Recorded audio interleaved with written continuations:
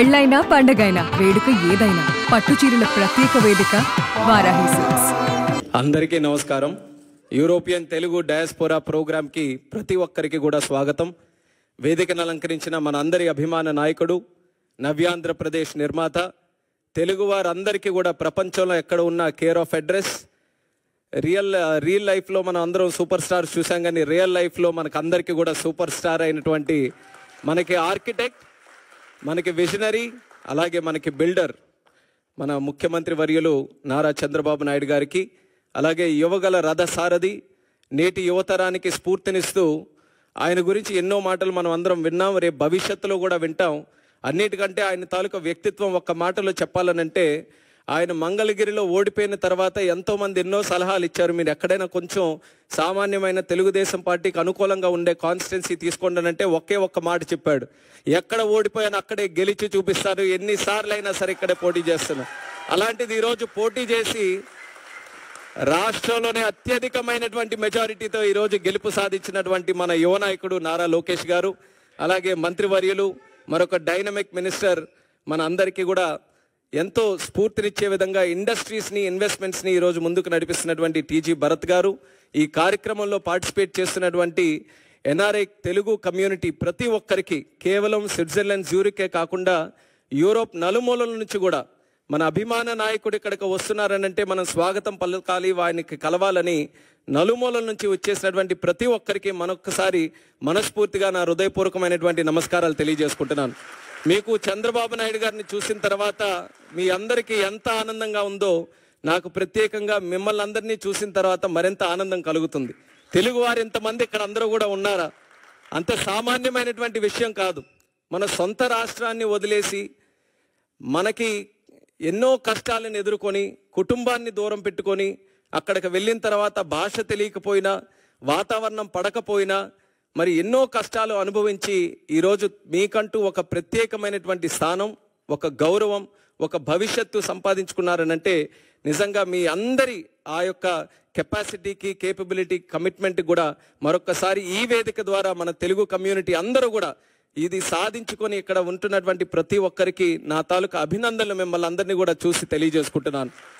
మరి ఈరోజు తెలుగు వారి గురించి చెప్పాలనంటే మన ఎవరికంటే తక్కువ కాదు. ఆవకాయ అయినా, ఐటీ అయినా, గోదావరి అయినా, గ్లోబలైజేషన్ అయినా, అలాగే గోంగూర అయినా, ఆంటర్ప్రినర్ అయినా తెలుగువారు సాధించలేనిది ఏది కూడా లేదు. అదే చంద్రబాబు నాయుడు గారు కూడా ఎప్పుడు కూడా మాట్లాడుతూ ఉంటారు. అది నిరూపించారు కూడా. ప్రపంచంలో ఎక్కడికి వెళ్ళినా సరే తెలుగువారు, భారతీయులు ఎలాగో కనబడతారో ఆ భారతీయుల్లో ఖచ్చితంగా తెలుగువారు ఉంటారు. ఎందుకనంటే వాళ్ళందరికీ కూడా కలుపుకొని వెళ్ళేటటువంటి తత్వం ఉంది, కష్టపడే తత్వం ఉంది, లాయల్టీ ఒకటి ఉంటుంది, అలాగే ఇన్నోవేటివ్నెస్, ఆంటర్ప్రినోరియల్ స్కిల్స్ అన్నీ కూడా ఉంటాయి. కాబట్టి ఎక్కడ ఏ ఛాలెంజ్ వచ్చినా సరే ఆ ఛాలెంజ్ని వెతుక్కుంటూ అది ఒక అవకాశంగా మార్చుకొని ముందుకు వచ్చేటటువంటిది మన తెలుగు కమ్యూనిటీ. అటువంటి కమ్యూనిటీ ఈరోజు ఒక విషయం చెప్పాలనంటే, ఎన్డీఏ ప్రభుత్వం మనం ఆంధ్రప్రదేశ్ రాష్ట్రంలో చూసాం. 5 సంవత్సరాలు కూడా ఎన్నో కష్టాలు మనం అనుభవిస్తే ఒక రకంగా తెలుగు వారందరూ కూడా రెస్పాన్సిబిలిటీ తీసుకున్నారు. మనం కానీ ఈరోజు రియాక్ట్ అవ్వకపోతే రేపు నష్టపోయేది ఏదో ఒక తెలుగుదేశం పార్టీనో లేకపోతే ఒక రాజకీయ నాయకులో, కొంతమంది వ్యక్తులో కాదు, యావత్ తెలుగు జాతి అందరం కూడా నష్టపోతామని ఆ రెస్పాన్సిబిలిటీ అందరూ కూడా తీసుకొని ఈరోజు ఒక పెద్ద మెజారిటీతో, ఎప్పుడు ఊహించలేనటువంటి మెజారిటీతో, సుమారు 93% స్ట్రైక్ రేట్తో ఒక రాష్ట్ర ప్రభుత్వం వచ్చిందనంటే అది ఫస్ట్ ఆఫ్ ఇట్స్ కైండ్ మన ఆంధ్రప్రదేశ్ రాష్ట్రంలో వచ్చింది. దానికి కారణం మీరందరూ కూడా ఆంధ్రప్రదేశ్ రాష్ట్రంలో ఉండి ఆ రోజు ఓటు వేసినటువంటి వాళ్ళు ఎంత రెస్పాన్సిబిలిటీ ఫీల్ అయ్యి ఆ రోజు కార్యక్రమంలో పాల్గొన్నారో ఎన్ఆర్ఐస్గా ఉన్నటువంటి వ్యక్తులు కూడా చూసాం. ఎన్నో మల్టిపుల్ ప్లాట్ఫామ్స్లో వాళ్ళు ప్రత్యేకంగా రాష్ట్రం వచ్చినప్పుడు కానీ, సోషల్ మీడియా ద్వారా కానీ, ఫోన్ల ద్వారా కానీ, లేకపోతే వాళ్ళ కంట్రీలో ఉన్నప్పుడు వాళ్ళు అనేక కార్యక్రమాలు చేసి కానీ వాళ్ళందరూ కూడా రెస్పాన్సిబిలిటీ ఫీల్ అయ్యి మీరందరూ కూడా అందులో పార్టిసిపేటివ్గా ఆ ఎలక్షన్స్లో పాల్గొన్నారు. కాబట్టే హిస్టారిక్ మెజారిటీ మన రాష్ట్రంలో చూసాం. ఆ మెజారిటీ ఎలాంటిదంటే కేవలం రాష్ట్రంలోనే హిస్టారిక్ కాదు, దేశంలో కూడా ఒక పలంగా మళ్ళీ ఎన్డీఏ ప్రభుత్వం ఈరోజు ఏర్పడిందనంటే అది తెలుగు వారి పవర్తోనే అనేది మనం అందరం గుర్తుపెట్టుకోవాలి. అలాంటి ఎక్స్ట్రాడినరీ విక్టరీ మీరందరూ కూడా కల్పించారు. అది ఎందుకు చెప్తున్నానంటే మళ్ళీ మనం ఆ రోజులు గుర్తుపెట్టుకోవాలి. ఏం జరుగుతుందా అని భయపడుతున్నటువంటి రోజుల్లో, ఒక కన్ఫ్యూజ్డ్ స్టేట్లో అందరం కూడా ఉన్నప్పుడు, ఏమీ తెలియనటువంటిది అసలు భవిష్యత్తు ఎలాగుంటుందో ఒక కన్ఫ్యూజన్ ఉన్నప్పుడు కూడా అందరూ కూడా కలిసి కట్టుగా మీరందరూ కూడా కలిసి ఒక పని చేస్తే దాని రిజల్ట్ ఎలాగుందో మీరందరూ కూడా చూశారు కదా జూన్ 4వ తేదీన. అది మన అందరికీ కూడా స్ఫూర్తి. రేపు కూడా మనం ఏదైనా ఒక లక్ష్యం మనం సాధించాలనంటే మనం చేయాల్సిందంతా అందరం కూడా ఐకమత్యంగా కలిసికట్టుగా లక్ష్యం వైపు చేస్తే అది ఎంత పెద్ద కష్టమైనటువంటి పని అయినా సరే అది ఖచ్చితంగా సాధించగలమనేది మొన్న జరిగినటువంటి ఎలక్షన్స్ ఆ రిజల్టే మనందరికీ కూడా ఒక ఇన్స్పిరేషన్ అనేది కూడా ఈ సందర్భంగా తెలియజేస్తున్నాను. ఆ ఎలక్షన్స్లో ఏ రకంగా మీరు అందరూ కూడా పార్టిసిపేట్ చేసి ఈరోజు ఇంత చక్కగా ఒక ప్రభుత్వాన్ని ఏర్పాటు చేయడానికి మీరు అందరూ కూడా కృషి చేశారో, this is the time that we give back to you, to give back to the whole Telugu community. ఆ ఉద్దేశంతోనే ఈరోజు దావోస్ వచ్చి, సాధారణంగా ఏం చేయాలి దావోస్ వచ్చిన తర్వాత, ప్రపంచం నుంచి ఎవరెవరు వస్తున్నారో వాళ్ళందరికీ కూడా కలవాలి. కానీ చంద్రబాబు నాయుడు గారి ఉద్దేశం ఎక్కడికి వెళ్ళినా ముందు మన తెలుగు వాళ్ళతోనే శ్రీకారం చుట్టాలి, తెలుగు వాళ్ళతోనే కలవాలి. మనం ఈరోజు ఆంధ్రప్రదేశ్ రాష్ట్రాన్ని బ్రహ్మాండంగా వరల్డ్లోనే ఒక నెంబర్ 1గా తయారు చేయాలనంటే ప్రపంచంలో ఉన్న వ్యక్తులందరినీ కూడా తీసుకొని రావడమే కాదు, తెలుగు వాళ్ళలో కూడా ఆణిముత్యాలు ఎవరైతే ఉన్నారో వాళ్ళను కూడా మళ్ళీ ఇంక్లూడ్ చేసుకొని వాళ్ళను కూడా మళ్ళీ తీసుకొని రావాలని ఈరోజు బ్రహ్మాండంగా ఈ కార్యక్రమం కూడా పెట్టడం జరిగింది. Very inspirational programme.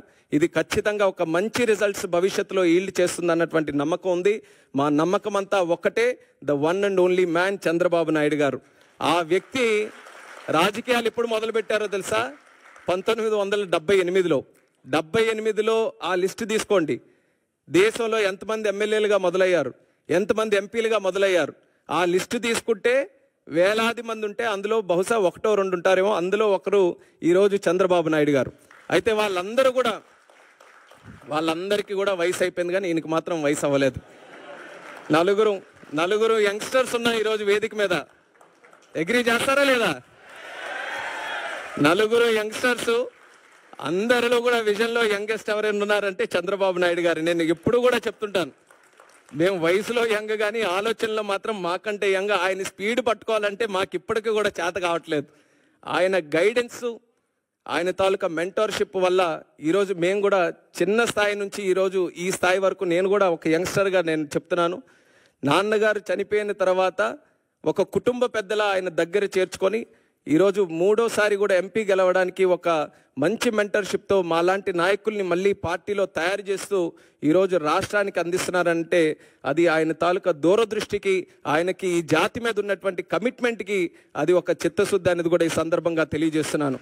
టుడే ఆయనతో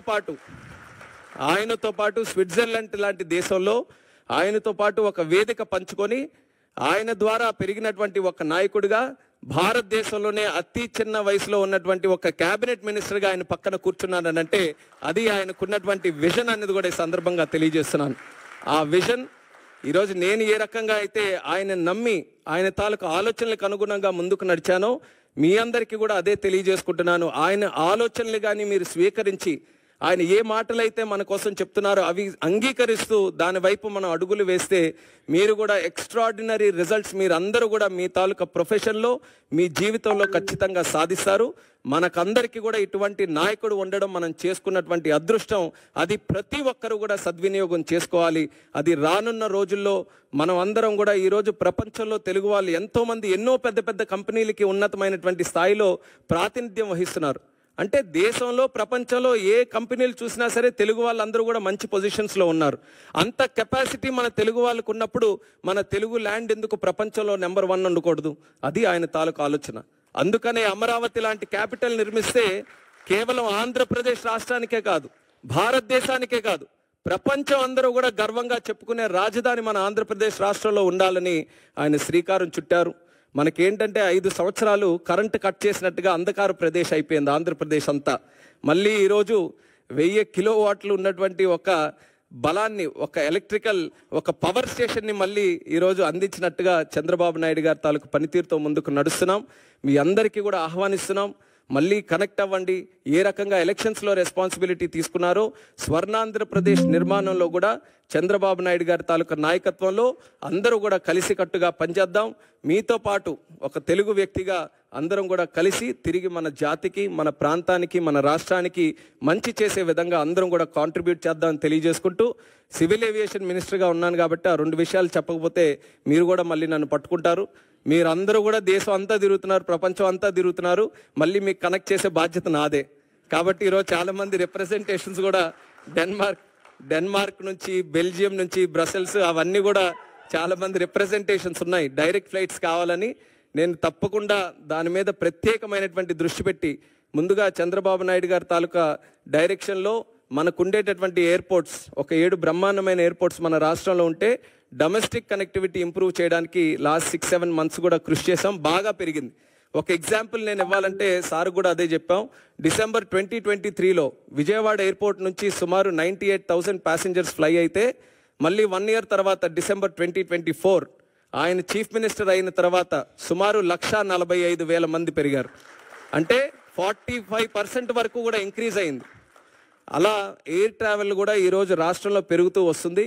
ఎయిర్పోర్ట్స్ కూడా పెంచడానికి ఆయనకు మంచి ఆలోచనలు ఉన్నాయి. దాని పరంగా కూడా చేస్తాం. దానితో పాటు ఇంటర్నేషనల్ కనెక్టివిటీ మనకుండే సిటీస్ నుంచి కూడా ఇంప్రూవ్ చేయాలనేది సార్ కూడా మాకు గైడెన్స్ ఇచ్చి ముందుకు నడిపిస్తున్నారు. అది ఖచ్చితంగా నాకుండే పొజిషన్ని సద్వినియోగం చేసుకొని మన రాష్ట్రంలో ఇంటర్నేషనల్ కనెక్టివిటీ కూడా ఇంప్రూవ్ చేయడానికి నా వంతుగా ఫుల్ కమిట్మెంట్తో నేను పనిచేస్తాను. మీరు కూడా స్పెసిఫిక్గా చెప్పిన విషయాల్లో కూడా ప్రత్యేక ఫోకస్ పెడతానని కూడా ఈ సందర్భంగా తెలియజేసుకుంటూ ఈరోజు ఈ కార్యక్రమంలో పార్టిసిపేట్ చేసే అవకాశం రావడం నిజంగా నేను ఎంతో సంతోషంగా భావిస్తున్నాను. అలాగే ఇక్కడికి విచ్చేసినటువంటి ప్రతి ఒక్కరికి కూడా మరొకసారి నా హృదయపూర్వకమైనటువంటి ధన్యవాదాలు తెలియజేసుకుంటూ మీ అందరి దగ్గర సెలవు తీసుకుంటున్నాను. జై హింద్, జై జన్మభూమి. సుమన్ టీవీలో మీ పర్సనల్ అండ్ బిజినెస్ ప్రమోషన్స్ కోసం కింది నెంబర్కి కాంటాక్ట్ చేయండి.